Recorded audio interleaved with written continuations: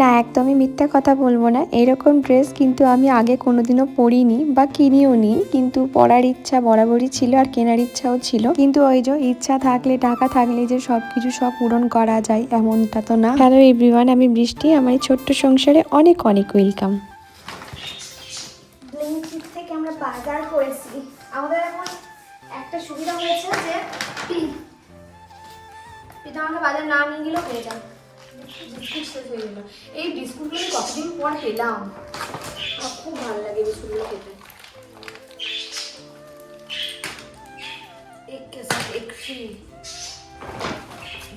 নিয়েছিলাম ধনে পাতা, এটা 1 টাকা ধনে পাতা, দেখে নাও। 1 টাকা কতগুলো ধনে পাতা দিয়েছি দেখো।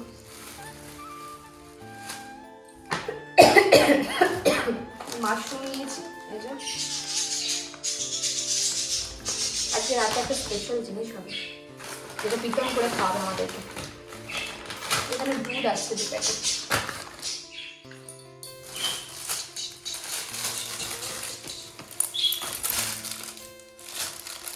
আমি কি করে বুঝবো সামনে ভেতরটা খোলা আছে? এটা খোলা থাকার কথা নয়, ছেঁড়া হয়েছে তো। এটা ছেঁড়া। হ্যাঁ, আমি তো কমপ্লেন করবো। ব্লিঙ্কিটে আমাদের ছেঁড়া মাল দিয়েছে, রান্না ইউজ করা।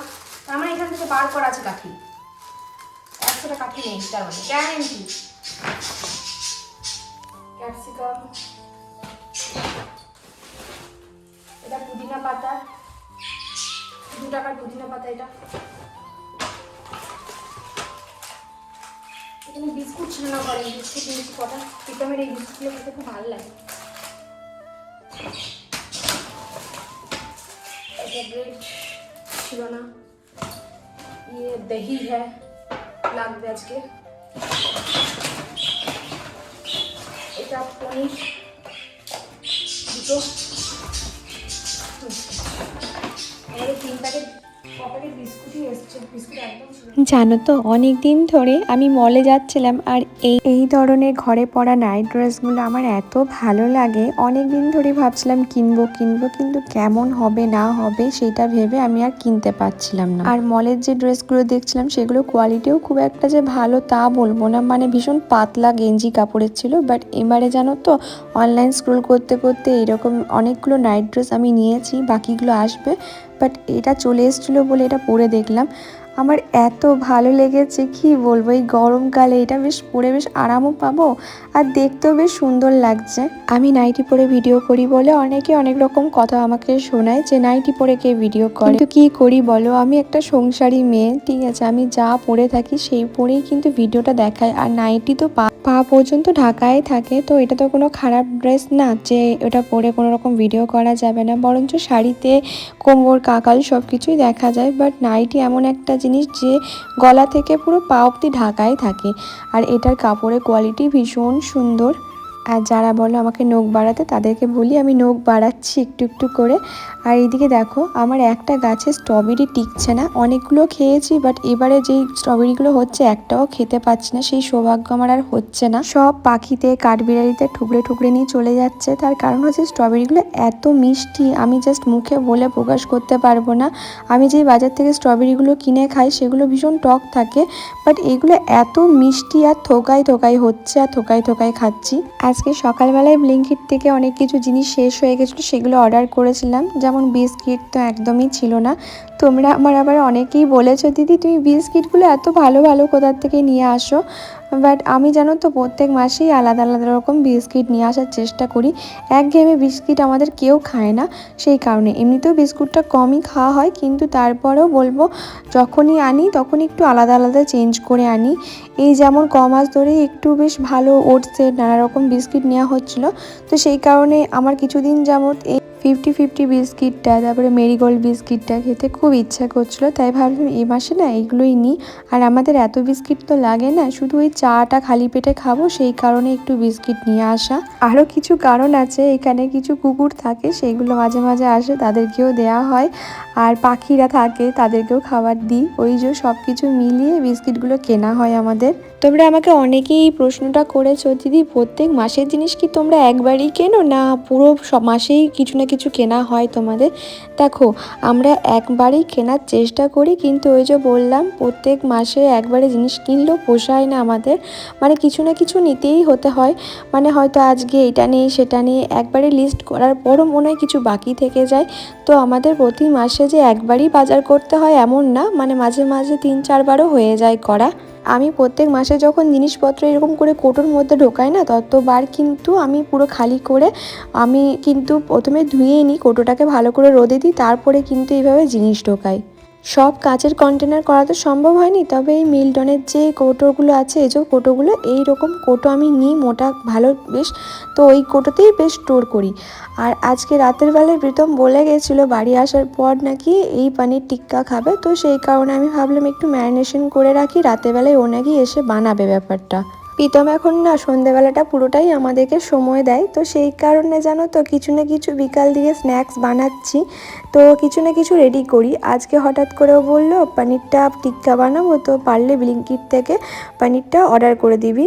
ব্লিঙ্কিটে জানো তো খুব ভালো জিনিসগুলো আসে, এই রিসেন্টলি 2বার দেখলাম কিছু না কিছু ফল্ট বেরোচ্ছে জিনিসগুলো থেকে, এবার কেন বেরোচ্ছে বলতে পারবো না। এবার পেঁয়াজ আর ক্যাপসিকামটা কেটে নেবো। আমি না পনিরের সাথে সাথে একটু মাশরুমও দিই, তাই মাশরুমটাও অর্ডার করেছি। প্রীতম আবার মাশরুম খেতে ভালোবাসে না, বাট এবারে মাশরুমটা খেয়ে ওর খুব ভালো লেগেছে। এই পনির টিক্কার সাথে মাশরুমটা দিলে না ভীষণ ভালো লাগে খেতে। এই যে ক্যাপসিকাম তারপরে পেঁয়াজ সব কিছু কেটে নিচ্ছি, আর এই যে বাটন মাশরুম যেটা থাকে সেটাকে আমি একটুখানি হালকা করে গরম জলে ভিজিয়ে রাখবো, তাতে কি এই নোংরাগুলো থাকে সেগুলো সব বেরিয়ে যাবে। এই যে কালো কালো নোংরাগুলো, এগুলো কিন্তু অন্য কিছু না, যে চাষ করে সেই ব্যাগের মধ্যে যে খড়টা থাকে বা যে কুটোটার মধ্যে চাষ করে সেটাই লেগে থাকে। আমি এই রান্না না, মানে এই মাশরুম রান্না গাটি কচু আর আলু দিয়ে একদিন অনেককে দেখিয়েছিলাম ঝোল করে, এখন দেখি প্রায় টাইম অনেকেই এইটা বানায় রেসিপি ফলো করে। আমার তখন খুব ভালো লাগে জিনিসটা দেখে, যে অনেকেই বানায়, আমাকে অনেকেই এসে কমেন্ট করে যে দিদি তোমার মতো করে এই মাশরুম গাটি কচু আলু দিয়ে ঝোল বানায়, ভীষণ ভাল লাগে, মাংসকেও ফেল করে যাবে। হ্যাঁ গো, সত্যি ভীষণ ভাল লাগে। প্রীতমও খেত না, প্রীতম খেয়ে পরে প্রীতমও আঙুল চাটে, মাঝে মাঝে বলে বাসি নেই, আমাকে থাকলে দিবি, আমাকে বলে জানো। তো এইখানে দেখো মাশরুমগুলোকে 2 ভাগ করে নিচ্ছি, কারণ ছোট ছোট ছিল না, বেশ বড় বড় সাইজেরই মাশরুমটা ছিল, তো আমি একটুখানি মাঝখান থেকে 2 ভাগ করে নিয়েছি। এই যে কাটাকুটি কমপ্লিট হয়ে গেল, পেঁয়াজটাও কাটা হয়ে গেল, মাশরুম আর ক্যাপসিকামটাও কেটে নিয়েছি। এবার একটা চাটনি বানাবো, গ্রিন চাটনি। এই যে পুদিনা পাতা, ধনে পাতা, কাঁচা লঙ্কা আর এই যে রসুন দেবো।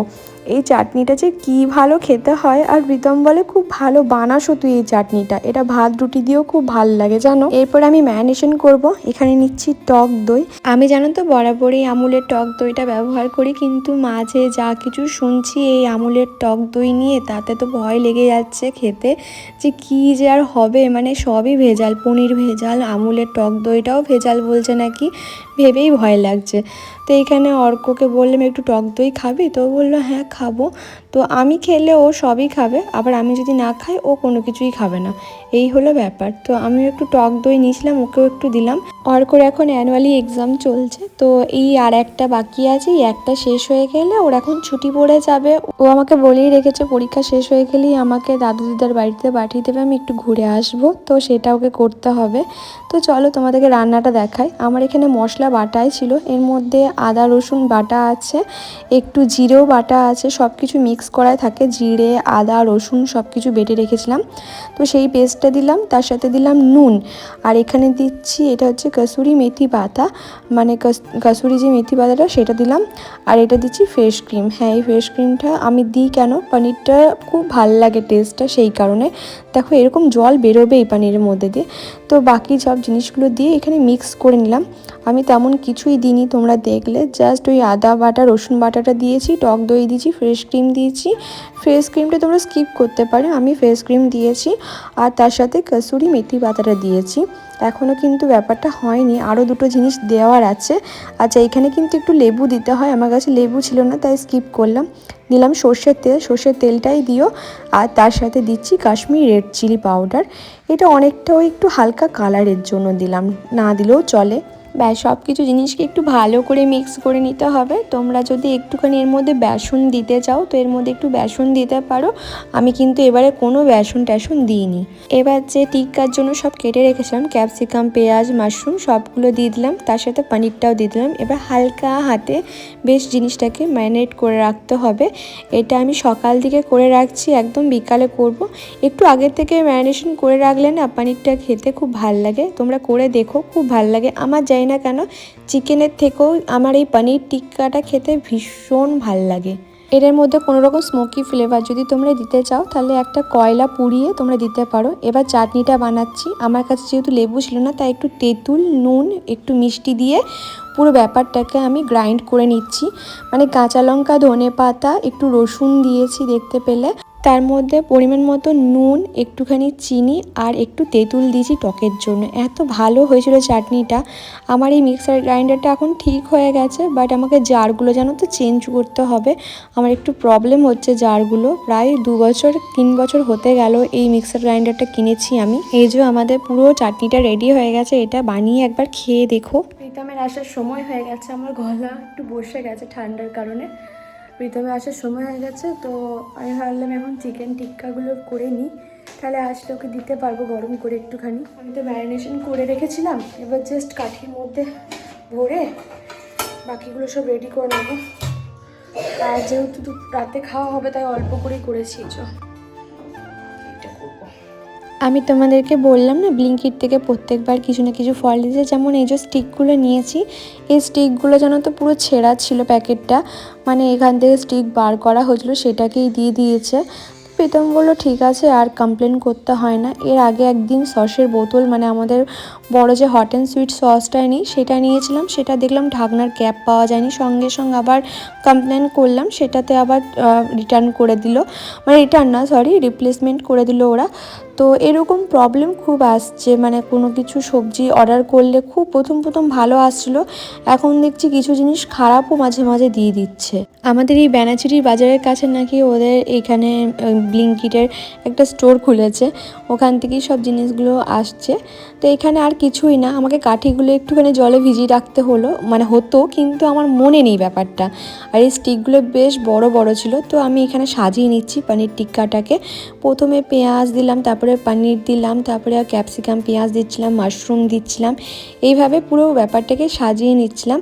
প্রত্যেকটা স্টিকে আমি 3টে করে পনির রেখেছিলাম, এর থেকেও বেশি রাখা যেত, বাট কি বলো তো রাতের বেলায় আবার খাবার খেতে হবে, সেই কারণে প্রীতম বলল অল্প করেই করবি যাতে রাতের বেলায় আবার খাবারটা খেতে পারি, সেই কারণে।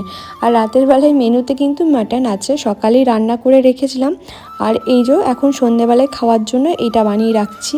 অর্ক যে কদিন পরীক্ষা চলছিল সেই কদিন এই রান্নার পেছনে বেশি আমি সময় দিচ্ছিলাম না। এমনটা যে সারাক্ষণ ওর বইগুলো নিয়ে আমি বসেছিলাম, কারণ তোমরা জানো আমার পড়ানো বারণ আছে ওকে, তো আমি সেইভাবে পড়াচ্ছিলাম না। কিন্তু ওই যে চোখের সামনে থাকলে, বসে থাকলে ও তো পড়বে, সেই কারণে বসে থাকছিলাম, ও পড়ছিল।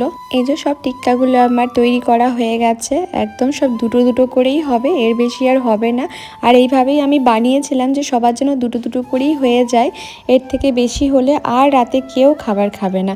প্রথমে ভেবেছিলাম এই তাওয়াটাতে করব, তারপরে দেখলাম যে না, নন স্টিকের তাওয়াতে করি। তোমরা জানো আমার কাছে মাইক্রোওভেন বা এয়ার ফ্রায়ার দুটোই নেই আমার কাছে, কিন্তু যদি বলো তাহলে বলবো আমার এয়ার ফ্রায়ারটা কেনার ভীষণ ইচ্ছা আছে, ওটা খুবই ভালো, বাট এখন নিতে পারছি না অনেক কিছু রিজনের জন্য। তোমরা জানো আমরা ভাড়া বাড়িতে থাকি, তো সেই কারণে অনেক কিছু ভেবেচিন্তেই আমরা কোনো কিছু ডিসিশন নিতে পারি না। তো এই যে হালকা তেল দিলাম, তার উপরে বাটার দিলাম, বেশি বাটার দিয়ে পুরোটা করব না, জাস্ট হালকা মেল্ট হয়ে গেল। এরপর কি করব, হালকা তাওয়াটা যখন গরম হয়ে যাবে, এই যে প্রত্যেকটা টিক্কার মধ্যে ভালো করে গ্রেভিটা লাগিয়ে নিচ্ছি। আমি তোমাদেরকে বেসন দিতে এই কারণে বললাম যে প্রত্যেকটা পনিরের গায়ে খুব সুন্দর ভালোভাবে কোট হয়ে যায় ব্যাপারটা। আমি তাওয়াতে করছি, তোমরা ডাইরেক্ট গ্যাসের মধ্যে শিখে নিতে পারো, তাতে কি খুব সুন্দর ভালো হয় আরও তাড়াতাড়ি। বাট আমার গ্যাসটা বেশি নোংরা হয়ে যাবে, সেই কারণে মানে আজকে দুপুরে গ্যাসটা খুব ভালো করে পরিষ্কার করেছি। খুব নোংরা করে দিয়েছিল প্রীতম টিফিন বানাতে গিয়ে, তো আমি না খুব পরিষ্কার করেছি। আবার সন্ধেবেলায় ওই ঘষে মেজে পরিষ্কার করব ওই কথা ভেবে, জানো তো আমি আর না গ্যাসের মধ্যে ডাইরেক্ট মানে শিখিনি, এইভাবে তাওয়া দিয়েই করলাম। এটাও কিন্তু খেতে খুব ভালো হয়েছিল, বাট গ্যাসের সাথে করলে কি হয় একটা পোড়া পোড়া ফ্লেভার আসে।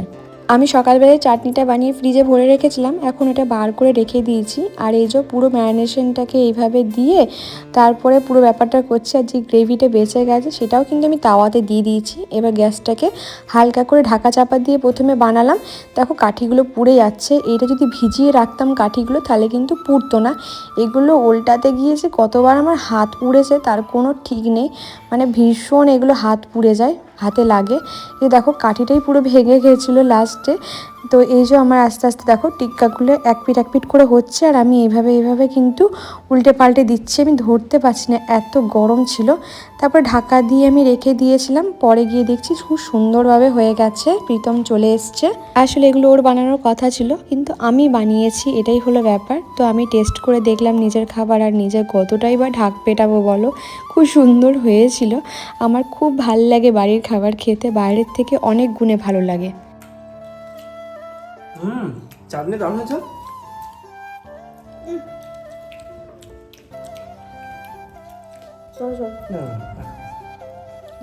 কারণ দিলে বুঝতে পেরেছি তো মাছ কেমন হয়েছে? দেখা কোনো কিছু বলো, কিন্তু মাশরুমটা খেয়ে ভালো লাগছে না, মানে মনে হচ্ছে না যে মাশরুম খাচ্ছি, বুঝতে পারিনি প্রথমে। হ্যাঁ তুই বললি বলে বুঝলাম, আমার পনিরটা দিয়ে আমি ভুলে গেছিলাম মাশরুমটা দিয়ে পুরো পনিরটা করেছিস না, একটাই করেছিলি? একটা একটা দারুণ।